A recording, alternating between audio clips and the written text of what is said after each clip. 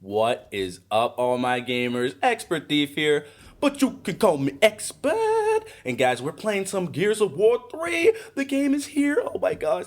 Let me wipe the tears from my eyes. Finally arrived. Oh, it's beautiful. Guys, we're playing some Execution on Overpass. I'm using the Hammer Burst with my electric camo and the Gnasher.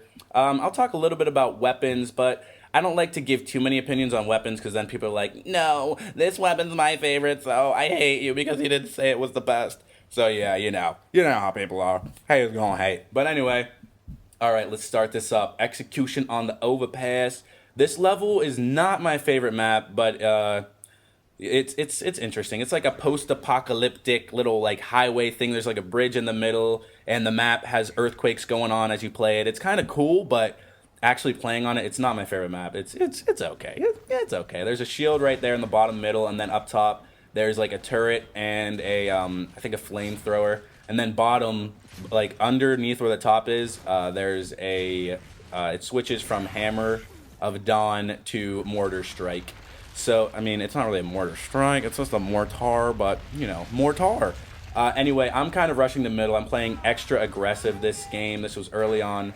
I think it was like the first day I got the game. I got some gameplays ready to roll for you guys. Can't even seem to kill this guy. Die! Stop crawling! That's what I thought. But yes, guys, I'll give you some shotgun tips right now. You see, you got to integrate that rolling a lot. If you try to play like, you know, you move really slow in Gears, so just walking around, you're going to probably get killed. You got to integrate those rolls, and you got to kind of do some risky moves. But as you can see, killed the first two and then pistoled the last guy and beating him in the face with his own arm. That's right. Take your arm back. I don't want it. I already have two. Anyway, that's the first round. But yeah, shotgun, you're going to want it. Now that you have the Omni roll, you can roll in any direction, like diagonal or whatever. You got to really integrate that. So as you see, I lined up my character so that I could like dive roll perfectly right past that guy, then turn and shoot him. You gotta do stuff like that. And then if you want some pro tips, you gotta integrate wall bouncing. If you don't know what wall bouncing is, it's like more of an advanced move. I know a lot of you people watching this probably know what it is, but for the people that don't, it's when you do that. You go into cover, but you have the shotgun out, and you continuously go into cover, go out of it, and go into cover on a different wall, back and forth, and you're shooting at them while you're doing it. So I mean, it's not always back and forth wall to wall. Just when you're fighting somebody, if there's a wall near, try to slide into it as you're shooting them. And it helps you dodge them and get a really good shot on them at the same time. So practice your wall bouncing, get good at that, and then also get good with your rolls. Me, I rushed in way too far here, and I'm about to get killed. Oh, no, help. Kicked me right in the side. But yeah, there's the turret up there. It's a Troika. They got a Troika up in the middle.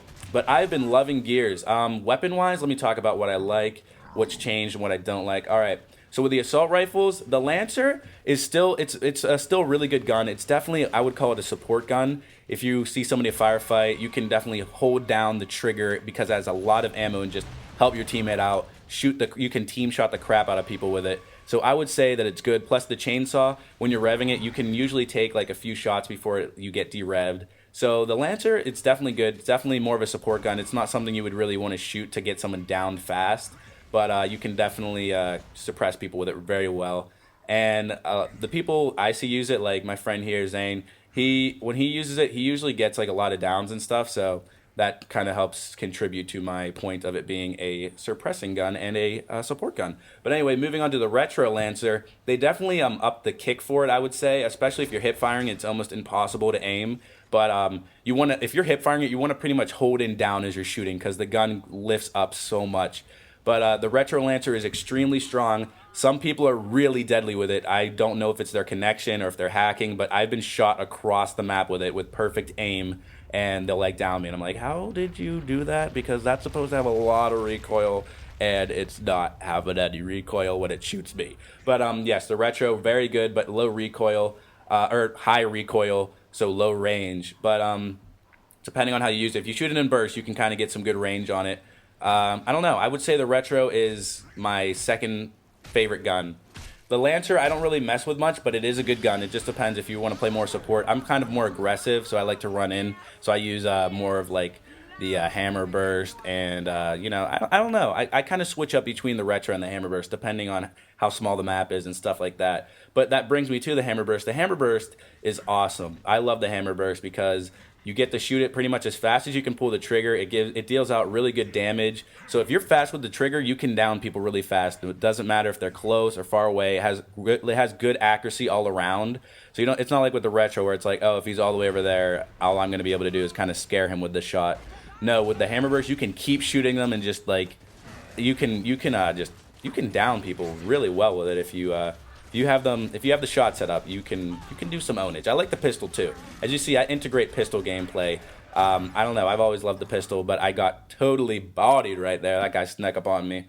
But yeah, the guns they're sweet. Like I was saying, Lancer is definitely more support. Retro, if you want to play really aggressive and it's on a smaller map, I would go for that. And then Hammer Burst is definitely like medium to big size maps. I'd rather use the Hammer Burst. But hey, depending on what your teammates are using, you can always switch it up. Because if you want to get really tactical and stuff, you can have maybe like 2 people with a Lancer, 2 people with a Hammer Burst, and somebody with a Retro. You can mix it up if you're playing with your friends and see what works, different combinations and strategies.